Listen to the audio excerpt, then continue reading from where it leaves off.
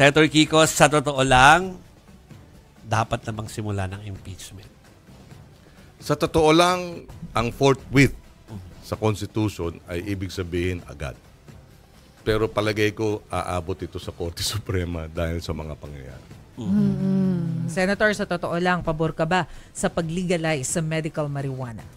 Sa totoo lang, meron akong mga kilala na may anong tawag dito, epilepsy, na gumaling at na-manage yung attacks dahil sa marijuana. So, pag medical marijuana, I think papayag tayo. Senator, Sa totoo lang. sa totoo lang, pabor ka ba sa mas malapit na relasyon ng Pilipinas at China?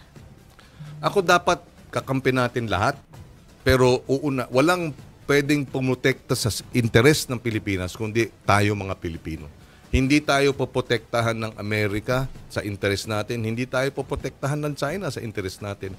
Ang magpoprotekta talaga at ipaglalaban ng ating interes dapat ang mga Pilipino.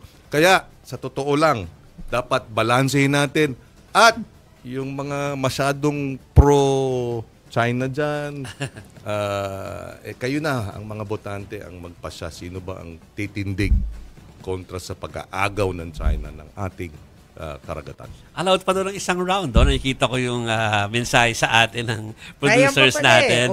So, okay. Senator, sa totoo lang, dapat na ba talagang tigilan ang political dynasties?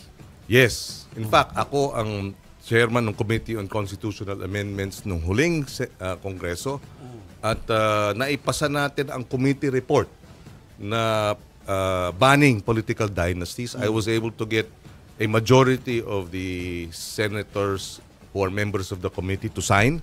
I was able to sponsor it. Yun nga lang, nagkulang ang oras. But yes, dapat magkaroon ng anti-dynasty law.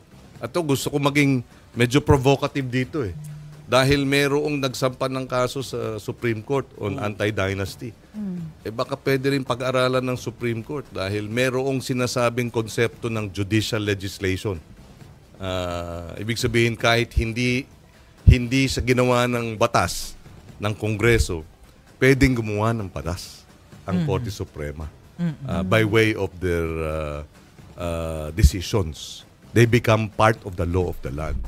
So sana baka i-consider ng Supreme Court na kung walang batas, sila na ang mag-rule kung ano ang ibig sabihin ng anti-dynasty at bakit ito ipinagbabawal para maging bawal. Sir, sa totoo lang, pabor ka ba na magkaroon ng divorce ang Pilipinas? On exceptional cases, sa totoo lang, I favor divorce. In extreme and exceptional cases. Halimbawa, 30 taon ng hiwalay, 30 taon ng may kanya-kanyang kasam, pwede po mo naman sabihin, hindi, kasal pa rin kayo. O kaya, yung bugbog sarado, ang or violence, di ba?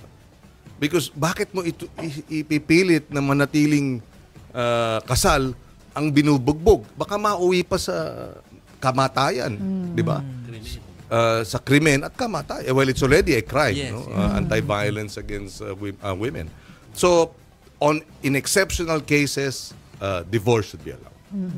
O, Senator, But siyempre kailangan importanteng respetuhin at kilalanin at palakasin pa rin ang institusyon ng marriage.